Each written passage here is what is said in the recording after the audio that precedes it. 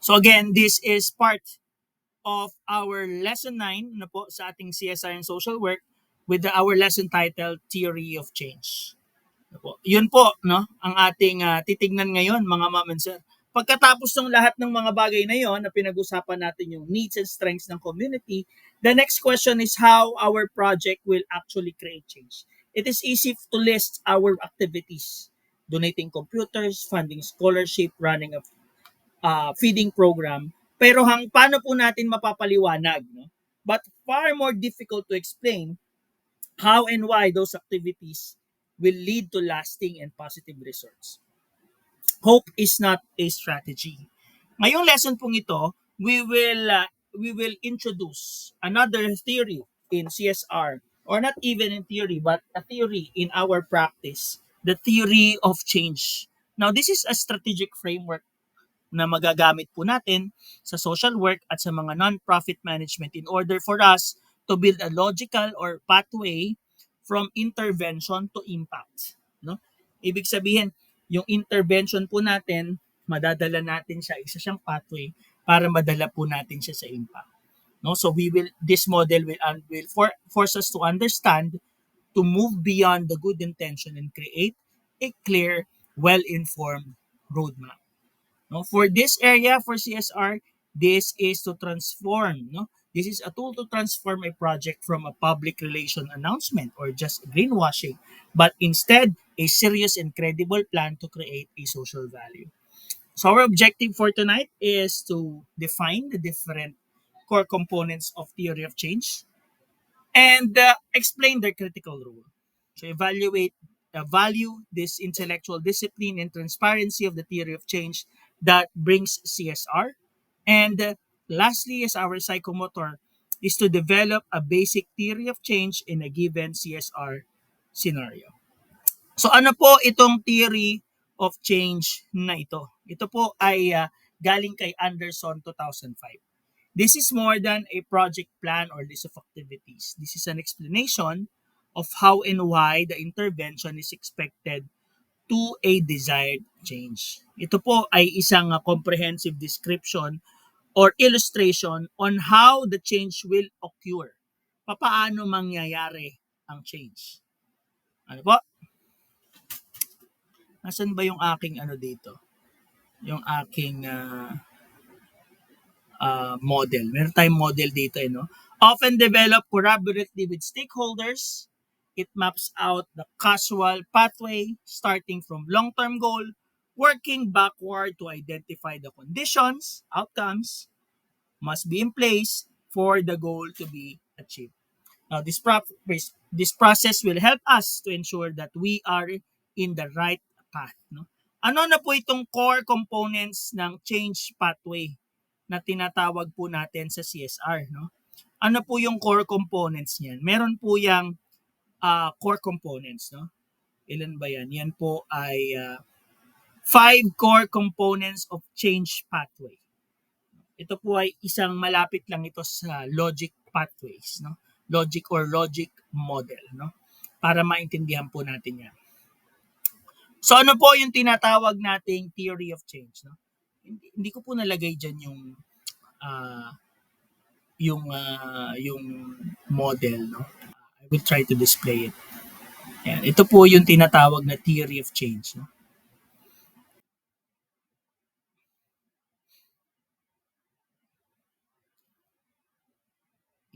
Yan ang theory of change. No? Yan po ang tinatawag nating theory of change. Yan po yung pinaka-model ng theory of change, no? Titingnan po ninyo, meron po siyang iba't ibang aspeto na tinitignan, no? Meron po siyang ibang aspect na iba't ibang levels na ina-assess o tinitignan, no? Napakaganda po niya kasi yan po ay isang core component. This is a visualized way. Ito po yung logic model. It follows a clear causal or causal sequence. No? So kung titignan po nyo, ayan po ang tinatawag nating impact. No? The theory of change defines the missing middle. So you have the inputs, papaano, ano-ano ang mga mangyayari, which is the change mechanism, no? Outputs, outcomes, at magkakaroon po yan ng impact. No? It maps the path from impact to actions resources that requires to bring about change. So ano ba yung components ng impact? Ayan po. From inputs, from actions na ginagawa natin, change mechanisms, yung outputs ng change mechanisms, at yung outcomes niyan, at yung tinatawag po nating impact. So, didiscuss po natin ngayon yan isa-isa. Ano po yung tinatawag nating 5 components of the change pathways or the core components, no?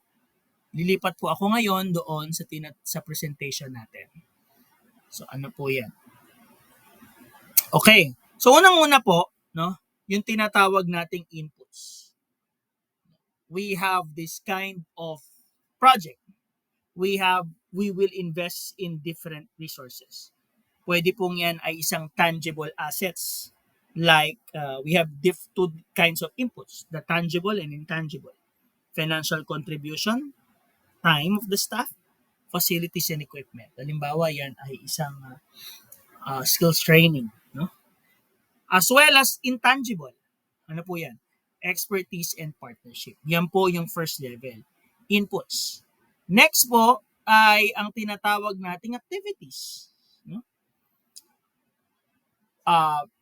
Specific actions, no? Process that the project will undertake using those inputs. Example, the conduct of training workshop, developing a new curriculum, or building a community health clinic. Next po is yung tinatawag nating outputs. No?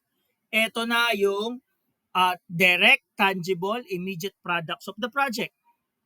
Halimbawa po, ilan ang na-train na tao? Ilan ang na-distribute na brochure? Ilan ang natayong health clinic? Outputs are not the measure of change. They are the measure of what we call service delivery. No? Actually, kung titingnan natin, ginagawa po natin siya. No? Tama?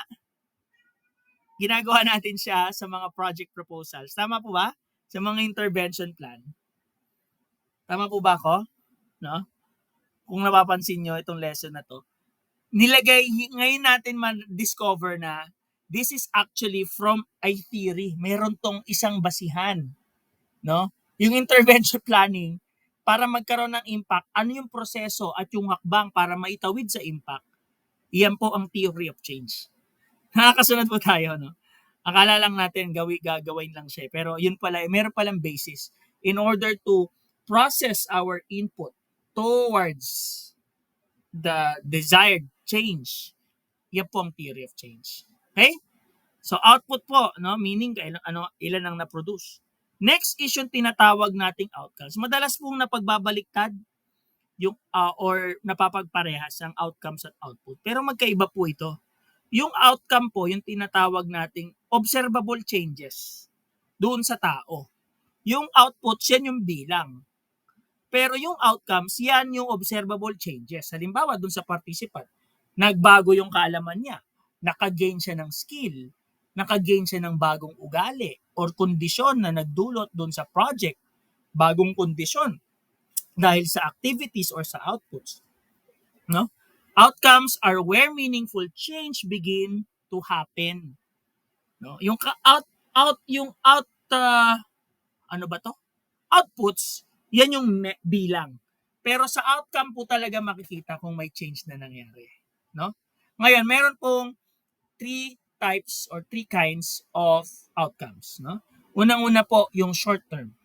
Yung changes in learning. Natuto na sila paano gumawa ng sabon. Yan. Alam na nilang sabihin yung kanilang natuto na sila paano i-manage. Nare-recite na nila yung ano tawag diyan? Levels of termination. Alam nila na pagdadaanan nila to sa every time na there will be a change in their lifetime or life events, ito yung pagdadaanan nila, no? Something like that. Short term po yun. Yung medium term outcomes, yan po yung change in behavior, change in action, behavior, and practice. Nagbago na yung kilos, ba? Dating palasigaw, ngayon hindi na. Dating magagalitin, ngayon hindi na. Medium-term outcomes. At yung long-term outcomes po is the change in condition or status in life. Nagbago ang buhay. Yan po ngayon yung outcome. Ngayon, pupunta naman po tayo sa tinatawag nating impact. Dahil po nagkaroon na ng long-term outcomes, ito na po yung ultimate long-term systemic change na dapat makontribute ng project. No? Ito na po yung kumbaga pwedeng intended or unintended change na nangyari sa organization, sa community as a result of the program. So kita po ninyo paano po natin naitawid from input, no? Input, yung tangible and intangible assets, yung investment, and then anong gagawin sa activities sa investment, activities, and then yung output, yung bilang, and then yung outcome. Saka po mangyayari yung impact. Nakakasunod po tayo mga ma'am and sir? Nandyan pa po ba kayo? So kung titingnan nga natin, hindi lang to pang CSR. Ito rin ay magandang overview, understanding ng ginagawa natin. Paano tayo makaka-create ng impact? Masasagot na natin eh. Tama po? Dati parang hollow, no? Hollow and shallow ang impact. Basta nakatulong sa kanila, yun ang impact. Pero this time, hindi na po ganyan ang sagot natin. How are we going to bring people to change according to theory of change? How are we really create impact? So there will be inputs, investment, maybe that is tangible and intangible. There will be activities coming from that inputs. Magkakaroon ng outcome at outputs, magkakaroon ng outcomes. Okay po? Nakakasunod po kayo mga ma'am, sir? Nandiyan po ba kayo? Okay, patapos na po tayo. Ito na po. Ano po yung tinatawag nating roles? Crucial roles of assumption. No? The links between each step in the pathways are not automatic. No? So meron pong step yon. No? Each step meron siyang link na tinatawag. They are based on what we call the assumption. The links of that steps. No? Sige po. The theory of change is only as strong as the assumptions if they hold together. No? Yung tinatawag nating mga assumption. For example, sabi po dyan, a program might ensure that providing financial literacy training or activity will lead to people opening their bank account as one of the outcome. No? So, kailangan meron tayong assumption. O, meron tayong i-assume. Meron tayong ilalagak. Nakakasunod po tayo, no? Kung nagpa-financial literacy training ka, you will assume that it will lead people to open bank accounts. Making this assumption explicit is critical for the theory of change process because it allows the stakeholder to question and validate them, ensuring that the project logic is sound. No? So kailangan po alam natin gamitin yung mga assumptions. We will assume that our financial literacy training will lead them to opening of the bank accounts. Critical po yan na proseso sa theory of change, no? Yung assumption. Hindi po yan yung school, no? At hindi rin yan yung kundi yan po ay isang konsepto o role ng assumption sa atin, no? So our last subtopic is why a theory of change is essential for ethical CSR. This is very important because it brings us the discipline and clarity of our project. Na kailangan mayroon tayong high level of critical thinking. Hindi lang basta pondohan, gawin lang yun. And it also provides a framework, a clear and transparent framework if we are trying to communicate with our stakeholders. No? Kung sino yung mga lahat involved sa case. At makikita rin ito yung magkakaroon siya ng value. No? Makikita yung plans ng company, magkakaroon ng value. At ito ang gamot. Transparency is the antidote of greenwashing. No? Ultimately, a well-developed TOC plan helps a company to move from a simple philanthropy towards strategic goal. Okay, so ito po yung paraan para magkaroon ng impact. So for our conclusion for tonight, This is a tool to translate our CSR vision to a credible and actionable strategy. So this is a framework in order for us to connect the resources to results, the activities to real change. No?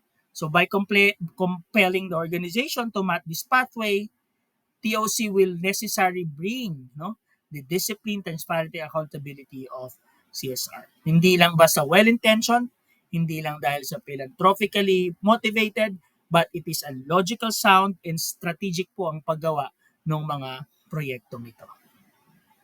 Kasunod po, nandyan po ba kayo? So that is for the theory of change. Okay, so our discussion question for tonight, mga ma'am and sir, ay pag-isip-isipan niyo po pag nilay-nilayan niyo, no? Or kung meron pong gustong sumagot po sa inyo, no? A large fast food chain wants to launch a CSR program to address malnutrition among elementary school children in the nearby community. Develop a simple theory of change for this initiative, identifying at least one input, activity, output, outcome, and final impact. What is one critical assumption your TOC relies on? Meron po tayong gustong i-address na malnutrition ng community. Sige nga po, try lang natin, mabilis lang. How are we going to develop a theory of change with this kind of problem that we have? We need to address a malnutrition among elementary school children. What will be our input? Sige po, come on. Throw lang, throw. Go, go, go.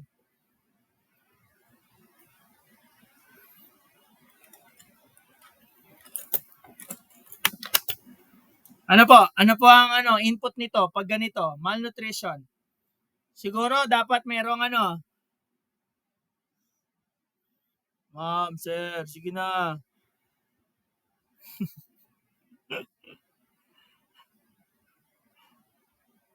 Addressing malnutrition among elementary school. One input. Game. Kailangan merong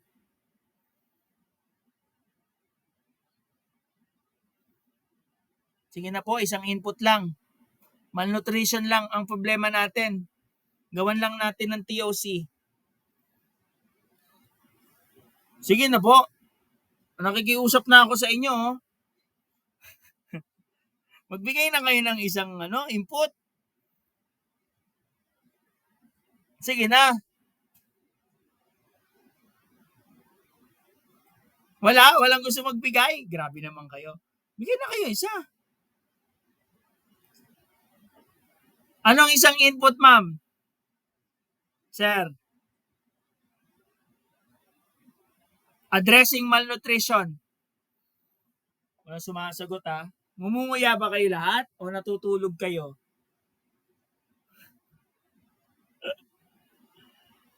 Ano na?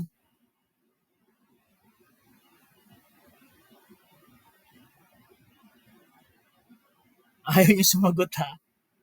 Magtatawag ako pag wala po sumagot.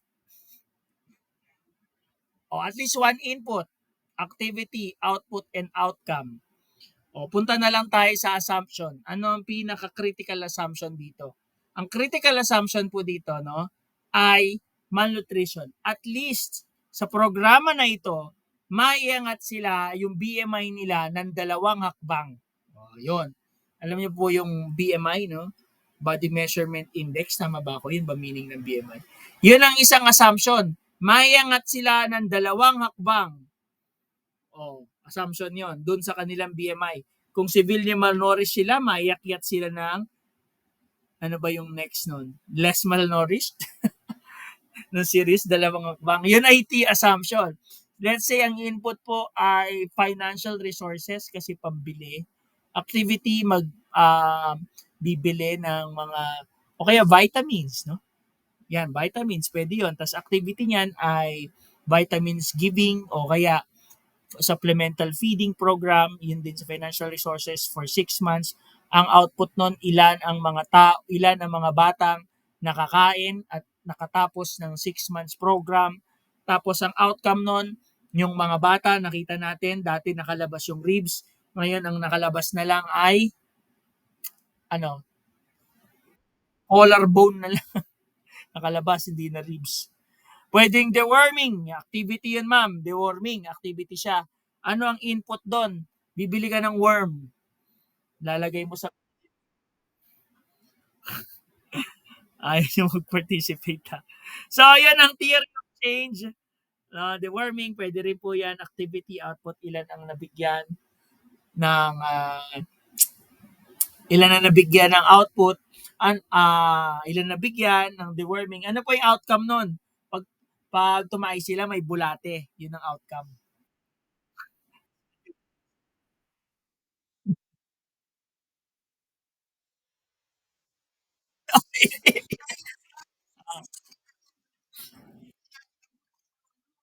yun nga, yun nga yung ibig ko sabihin. Lalabas yung parasite.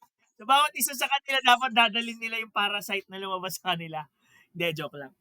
Siyempre, kung tataba sila, di ba? Yun ang visible outcome, di ba? Visible ang outcome. So, pag nakitang lumaki sila, di ba? Dati nakalabas ang ribs nila ngayon, ano na lang ang nakalabas? Ewan ko kung ano yung nakalabas. Chan na ang nakalabas, malaki ng chan. Yan. So, anong assumption nun? Yung may level up po sila sa dalawang hakbang. No? Something like that. No? Yun po yung theory of change. Dati kasi iniisip lang natin intervention plan ito. Pero ngayon po natin nalaman, may theory pala doon. At ang components nito para madala sa impact, 5, at yung critical role ng tinatawag nating assumption. How can the process developing theory of change with the community stakeholder help mitigate power imbalances discussed in previous lesson? Importante po, no? Kasi pag meron tayong ganito, nababalance po natin yung power na bibigay natin sa community. Kasi meron po tayong figures. Meron tayong nakikita na resulta ng ginawa natin. No? Hindi lang dahil sa gusto lang ng kumpanya, kundi nakikita po talaga yung output and outcomes doon sa community. And lastly, halimbawa ito, a company CSR report highlights its output.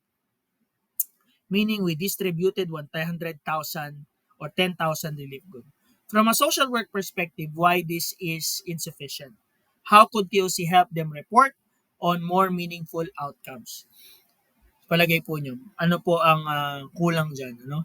Bakit insufficient lang yung we distributed 10,000 relief goods? Kasi dapat makita natin kung papaano ito nagkaroon ng impact sa mga pamilya.